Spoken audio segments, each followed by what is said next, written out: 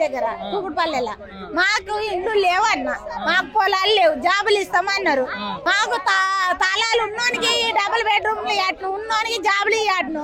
మా లేని వాళ్ళకి ఏం కావాలి, మీరు చెప్పిన లెక్క మీకెళ్ళి మాకు ఇంత అంతా మా పిల్లలు 10 11 చదివినారు, అలా 10లో ఉన్న వాళ్ళకి జాబ్ ఇస్తున్నారు, 11 ఉన్న వాళ్ళకి జాబ్ ఇస్తామన్నారు. మా పిల్లల జాబులు లేవు, మా పిల్లలు చదువుకున్న వాళ్ళవి ఉన్నారు. మాకు పిల్లలు తాగు పెట్టలే, మోడీ పైసలు పడతలే, రేవంత్ రెడ్డి పైసలు పడతలే. ఉన్న వాళ్ళకి అడిరన్న, మాకేమి అడిగి నన్ను మమ్మల్ని మీరు అడిగారు. మాకు ఇచ్చింది ఉంటే ఇది చెప్పుతాను, మా 10 చెప్పులు పట్టు, నేను 10 మందిలో ఇంతమంది చెప్పులు నేను మెడలు వేసుకుంటా. నాకేమన్నా ఇచ్చింది ఉంటేనే అది. రేవంత్ రెడ్డి గారు ఓడేమి ఈ రేవంత్ రెడ్డి ఓడు మాకేం సాయం చేయాలి. ఏ సిలిండర్ పెరిగలేదు, మొన్న 1200 ఎట్టి నింపిన, మొన్న 1100 ఎట్టి ఇది చేపించుకున్నాం, ఏది ఏం పెరిగలేదు. కరెంట్ బిల్లు మాపన్నారు, కరెంట్ బిల్లు మాపలేదు. మాకు సరే ఇట్లా మాది ఇదే సరే ఇదే ఇల్లు, మేము కొట్టుకోపోగా చూస్తున్నాం కానీ మనం ఏ సర్పంచ్ పట్టించుకుంటారు, ఏ పోసారం పట్టించుకుంటారు, ఓళ్ళు పట్టించుకున్నప్పుడు.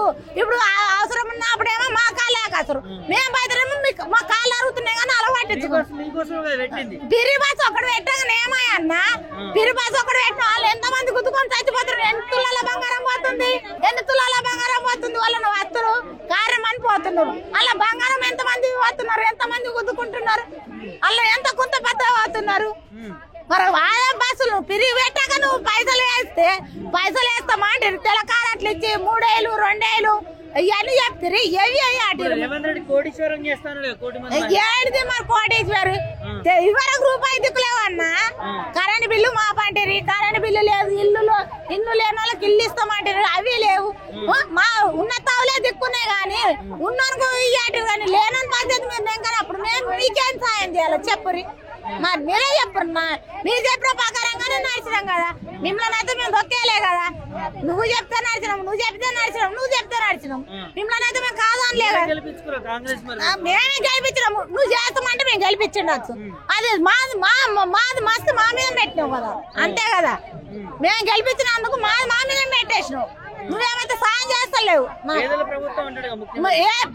పేదోళ్ళని ఏమి ఇచ్చినావు నువ్వు, లేని వాళ్ళకు గిది ఇచ్చినా నువ్వు గిది చూపెట్టు, నాకు ఆ లిస్టు నువ్వు తెచ్చినా చూపెట్టు, నా లిస్టు ప్రకారంగా మాది వెళ్తే నువ్వు చెప్తున్నా 10 కొట్టు, నువ్వు ఆ లిస్టులో మాది ఏమైనా ఉన్నదంటే నేను నన్ను కొట్టు, లేకపోతే నీకు అప్పుడు నేనేం చేయాలా. ప్రభుత్వం నుంచి 500 సిలిండర్ ఇస్తున్నాడు, వాడికి ఇచ్చింది నాకు ఆ కాగితం తెచ్చి చూపెట్టు. సిలిండర్ ఇచ్చింది, ఈ కరెంట్ బిల్ మాఫీ చేసింది, లేనానికి గరీబ్ వాళ్ళకి ఇండ్లు ఇచ్చింది, అది తెచ్చి నాకు చూపెట్టమని లిస్టు. ఆ లిస్టు చూపెడితే నేను అప్పుడు కలుగుతా. నేను ఏ మందిని ఏం చెప్పాలనో, పోతారానికి ఏం చెప్పాలనో, ఈ మోడీ గారికి ఏం చెప్పాలనో అప్పుడు నేను చెప్తా సదాన్ని. నేను అప్పటిదాకా నేను చెప్పా. వారికి అంటున్నా అన్ని తోటి బియ్యం మన రోజు అమ్ముకుంటే సన్న బియ్యం 1500 ఎట్టి 1400 ఎట్టి తెచ్చుకొని తినట్టు అవి ఇస్తున్నాడు.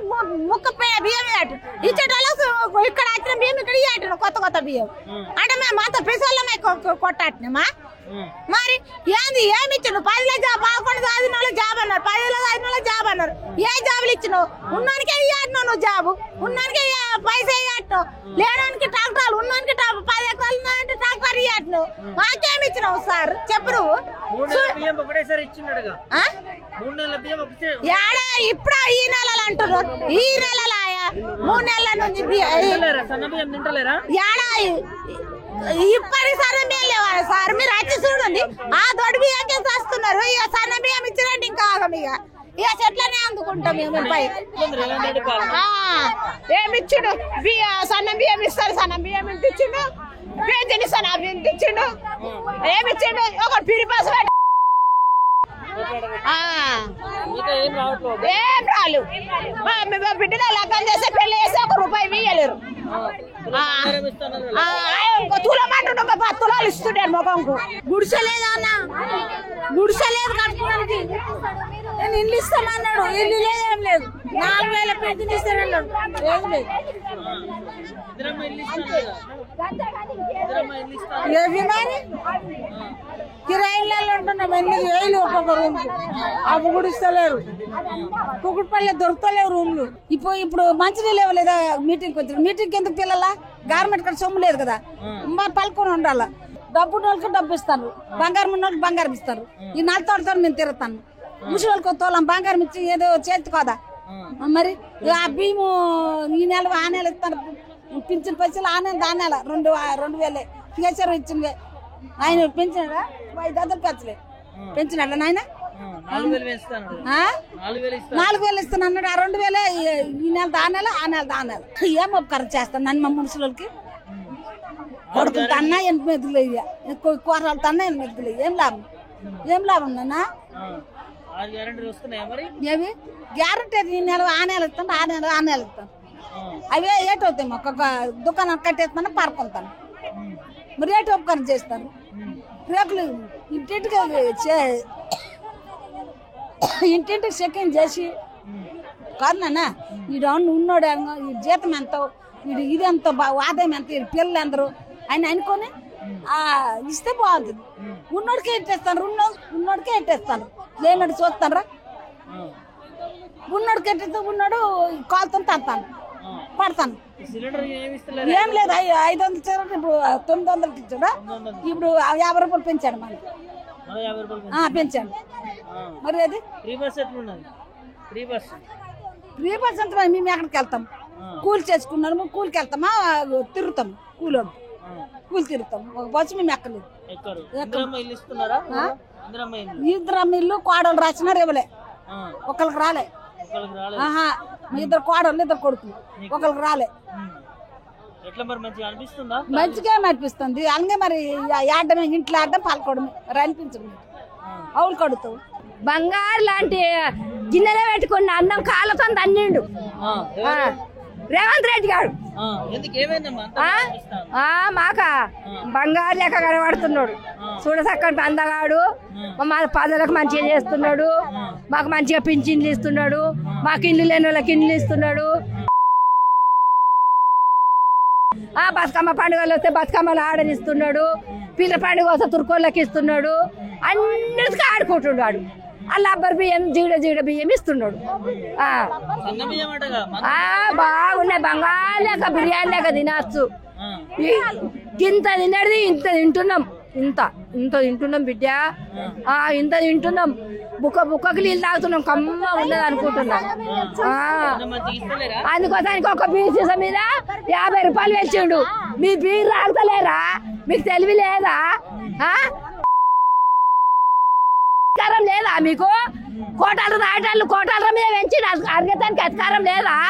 మాకు పప్పుల మీద బియ్య అన్నిటి మీద పెంచి మేము అడుగుతలేమా? సబ్బుల మీద నూనె మీద పెంచి మేము అడగమా? మీరు తాగేటాళ్ళు పైసలు లేకపోతే ఆవిడ మీద పెంచి మిద్ద కడతాడు, కోటి కడతాడు, కట్టెల్లో బతుకుతాడు. మమ్మల్ని గరీబోళ్ళని చంపి నేలు అప్పుడు ఉండకపోతే ఊరేసుకొని సాగుమని అంటాం. మా కడుపులో బాధ మన చంపమని ఇప్పుడే. ఆ ధైర్యం ఉంటే చంపమని చస్తా. నేను ఒక్కదాన్ని చస్తా, కానీ అందరు రావరు కదా. నేను చచ్చినా పర్వాలేదు.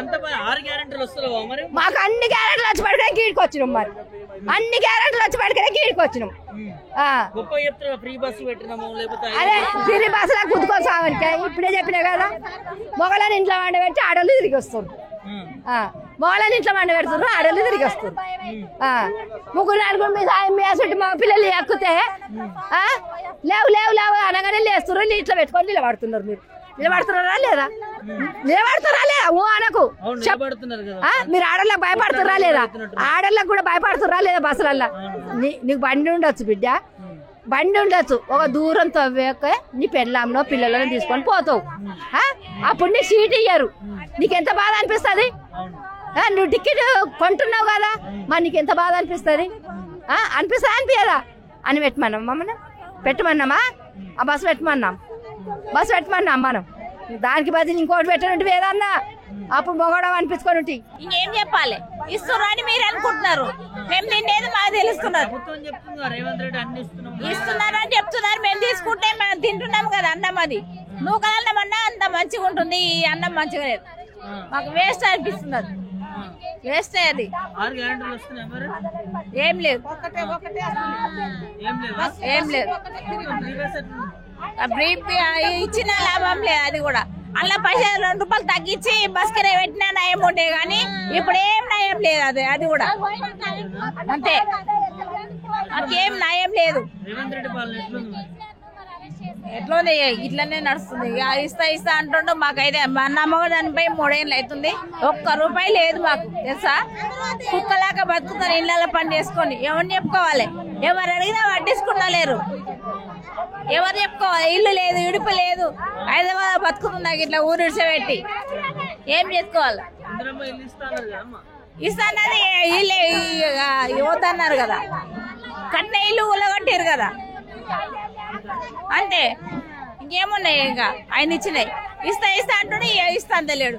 అటెండ్ అవుతున్నాడా ఏంటి? అసలు కాళేశ్వరంలో నిజంగానే కుంభకోణం జరిగింది.